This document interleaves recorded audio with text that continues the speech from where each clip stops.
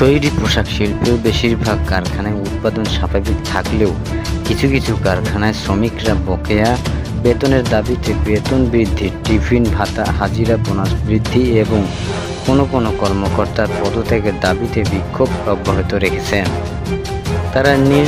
তারা নিজে কাজ না করে কারখানা থেকে বেরিয়ে আশেপাশের কারখানার কর্মরত শ্রমিকদের তাদের সঙ্গে আন্দোলনে যোগ দেওয়ার আহ্বান জানান। ওই শ্রমিকরা রাজি না হলে যেসব কারখানায় ভাঙচুর চালায়, পরে কর্তৃপক্ষ সেসব কারখানা ছুটি দিতে বাধ্য করে। এমনই ঘটনা ঘটেছে বুধবার গাজীপুর, আশুলিয়া ও টঙ্গীতে।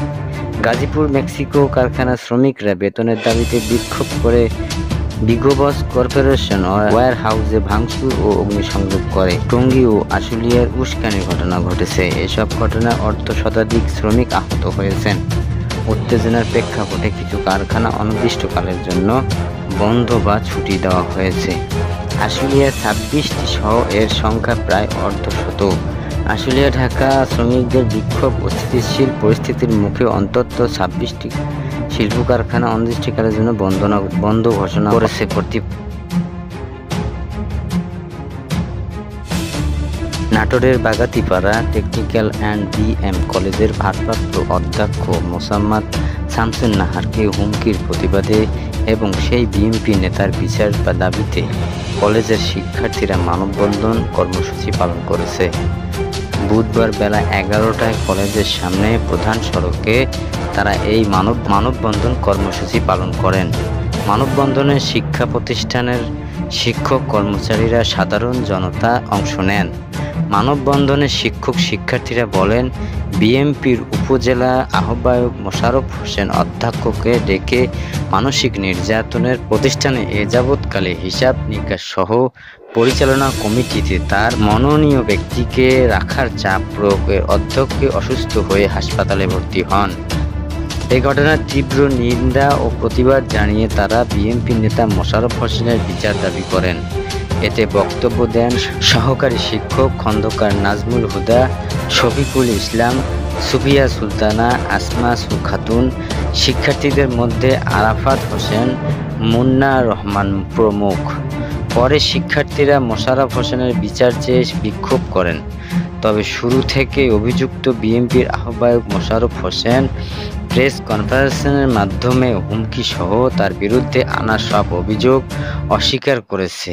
গত সোমবার ভারপ্রাপ্ত অধ্যক্ষ মোসাম্মদ শামসুন নাহার একটি অনলাইন পোর্টালের দেওয়া সাক্ষাৎকারে উপজেলা বিএমপির আহ্বায়ক মোশাররফ হোসেনের বিরুদ্ধে অধ্যক্ষকে হুমকি দেওয়া, দলীয় কার্যালয়ে ডেকে অধ্যক্ষকে কড়া ভাষায় এ যাবৎ কলেজের সব হিসাব নিকাশ চাওয়া এবং বিএমপি নেতার মনোনীত ব্যক্তিকে কমিটিতে রাখার নির্দেশ দিয়ে মানসিক চাপ দেওয়ার অভিযোগ করেন।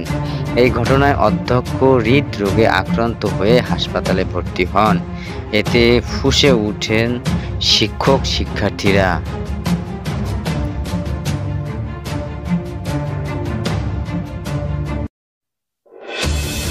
সাবেক অর্থমন্ত্রী শাহ এম.এইচ কিবরিয়া হত্যা মামলায় সাবেক স্বরাষ্ট্র প্রতিমন্ত্রী লুৎফুজ্জামান বাবরের জামিন দিয়েছে আদালত। বুধবার সিলেটের দ্রুত বিচার ট্রাইব্যুনালের বিচারক স্বপন কুমার সরকার এই আদেশ দেন।